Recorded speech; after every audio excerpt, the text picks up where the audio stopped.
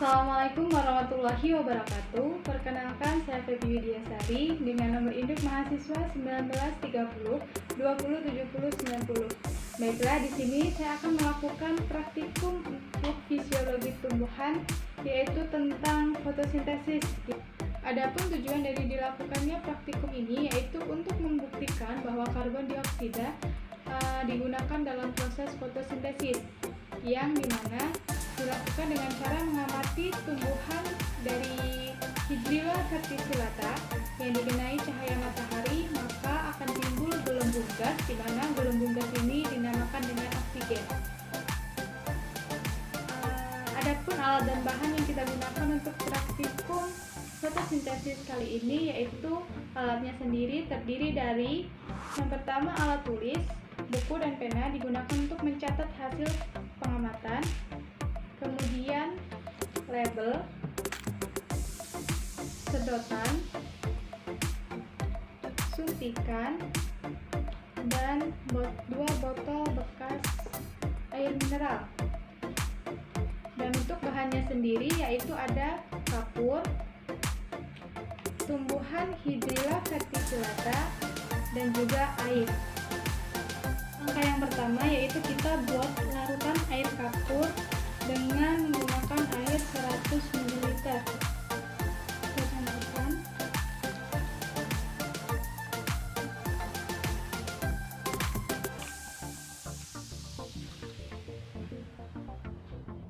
Kemudian kita aduk air kapur ini tanpa endapan.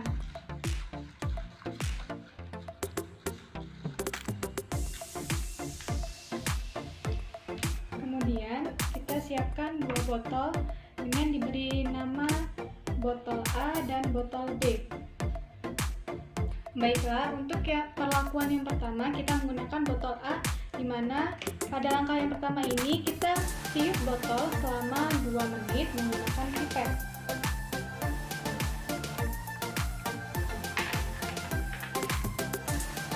Kita tiup dengan dalam keadaan tangan rapat.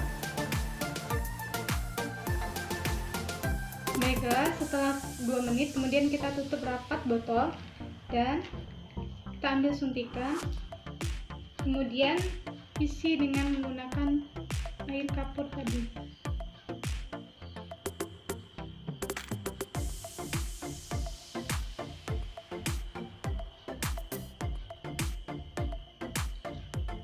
Kemudian kita masukkan ke dalam botol dengan tangan tetap dalam keadaan tertutup.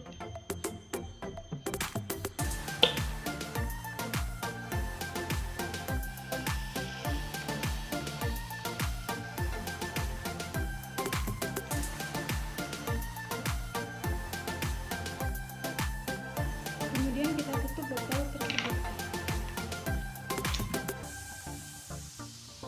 Baik, langkah selanjutnya yaitu kita tiup botol B menggunakan pipet selama 1 menit.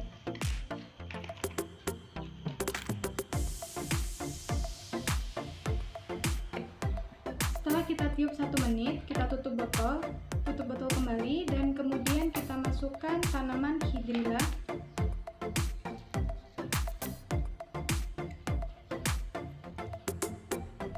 Dengan cepat dan dalam keadaan tangan tertutup.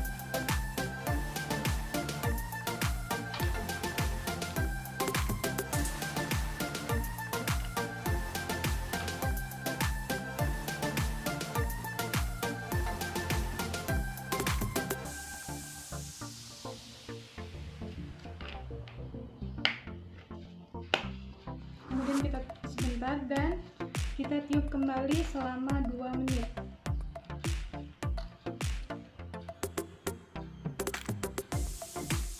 Setelah kita tiup 2 menit, kemudian kita tutup rapat kembali, dan setelah itu kita siapkan suntikan. Kemudian kita ambil air kapur tadi sebanyak 20 ml.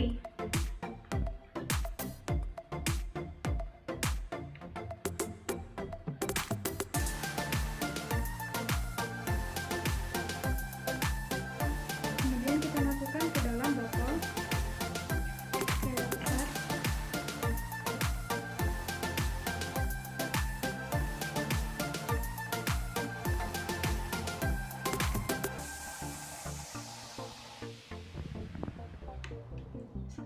kita masukkan air kapur ke dalam suntikan, kemudian kita tuangkan ke dalam botol. Langkah selanjutnya yaitu kita kocok botol sebanyak 5 kali dengan pelan.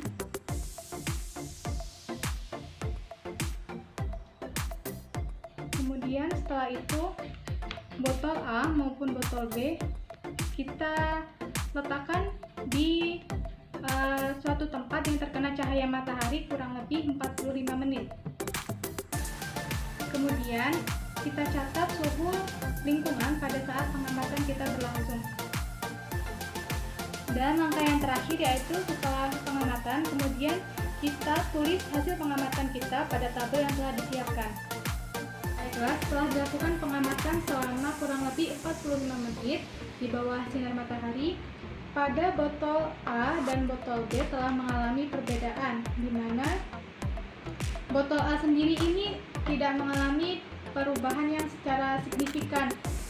Perbedaannya, air kapur pada botol A masih dalam keadaan keruh, sedangkan pada botol B, air kapur berubah menjadi jernih, di mana ini terjadi proses fotosintesis yang terjadi pada tanaman hidrilla, sehingga dan menghasilkan uap berupa karbon dioksida pada bagian atasnya.